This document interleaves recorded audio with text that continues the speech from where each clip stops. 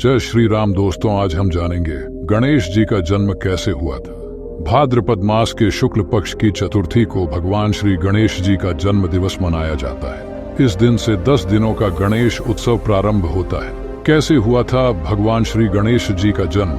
भगवान गणेश जी के जन्म के संबंध में कोई कथाएं प्रचलन में है। आओ जानते हैं कि किस तरह हुआ था गणपति जी का जन्म। गणेश जी के जन्म की पहली कथा श्री गणेश चालीसा में वर्णित है कि माता पार्वती ने पुत्र प्राप्ति के लिए कठोर तप किया। इस तप से प्रसन्न होकर स्वयं श्री गणेश ब्राह्मण का रूप धरकर पहुंचे और उन्हें ये वरदान दिया कि माँ, आपको बिना गर्भ धारण किए ही दिव्य और बुद्धिमान पुत्र की प्राप्ति होगी। ऐसा कहकर वे अंतर्ध्यान हो गए और पालने में बालक के रूप में आ गए। गणेश जी के जन्म की दूसरी कथा ये भी कहा जाता है कि माता पार्वती द्वारा पुण्य व्रत के फल स्वरूप गणेश जी का जन्म हुआ था।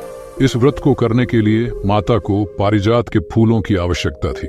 शिवजी ने इन फूलों के लिए इंद्रदेव से पारिजात का एक वृक्ष मांगा था, परंतु इंद्रदेव ने इसे देने से इनकार कर दिया था। तब भगवान शिव ने पारिजात का एक वन ही निर्मित करके पार्वती जी को सौंप दिया था और फिर गणेश जी का जन्म हुआ था। गणेश जी के जन्म की तीसरी कथा, गणेश जी का जन्म अयोनिज माना गया है।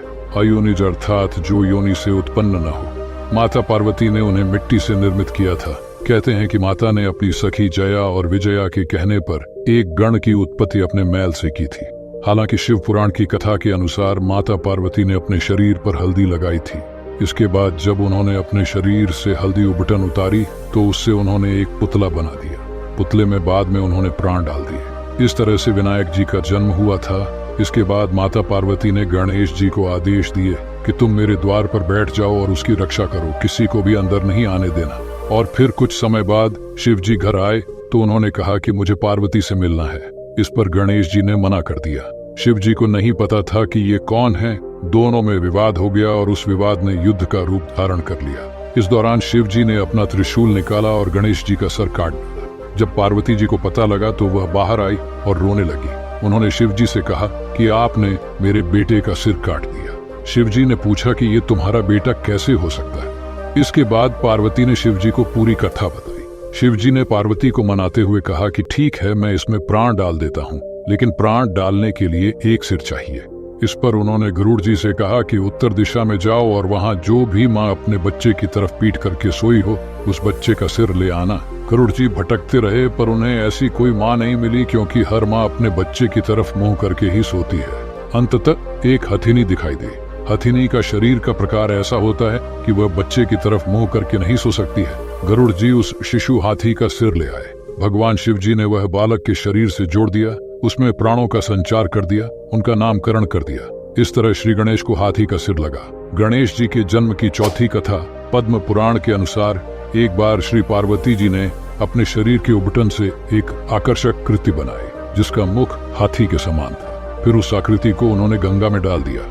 गंगा जी में पड़ते ही वह आकृति विशालकाय हो गई। पार्वती जी ने उसे पुत्र कहकर पुकारा। देव समुदाय ने उन्हें गांगेय कहकर सम्मान दिया और ब्रह्मा जी ने उन्हें गणों का आधिपत्य प्रदान करके गणेश नाम दिया। गणेश जी के जन्म की पांचवी कथा वराह पुराण के मुताबिक भगवान शिव ने गणेश जी को पंच तत्वों से बनाया है। जब भगवान शिव गणेश जी को बना रहे थे तो उन्होंने विशिष्ट और अत्यंत रूपवान रूप पाया। इसके बाद यह खबर देवताओं को मिली। देवताओं को जब गणेश के रूप और विशिष्टता के बारे में पता लगा तो उन्हें डर सताने लगा कि कहीं ये सबके आकर्षण का केंद्र ना बन जाए। इस डर को भगवान शिव भी भांप गए थे, जिसके बाद उन्होंने उनके पेट को बड़ा कर दिया और मुंह हाथी का लगा दिया। लिंग पुराण के अनुसार एक बार देवताओं ने भगवान शिव की उपासना करके उनसे सुरद्रोही दानवों के दुष्ट कर्म में विघ्न उपस्थित करने के लिए वर मांगा। आशुतोष शिव ने तथास्तु कहकर देवताओं को संतुष्ट कर दिया। समय आने पर गणेश जी का प्राकट्य हुआ। उनका मुख हाथी के समान था और उनके एक हाथ में त्रिशूल तथा दूसरे में पाश था। देवताओं ने पुष्प वृष्टि करते हुए गजानन के चरणों में बार बार प्रणाम किया। भगवान शिव ने गणेश जी को दैत्यों के कार्यों में विघ्न उपस्थित करके देवताओं और ब्राह्मणों का उपकार करने का आदेश दिया और फिर गणेश जी ने उन दैत्यों का संहार किया। तो दोस्तों, आपको पता चल गया होगा कि गणेश जी का जन्म कैसे हुआ था। ऐसी और वीडियो देखने के लिए इंस्पायर्ड ज्ञानी को सब्सक्राइब करें।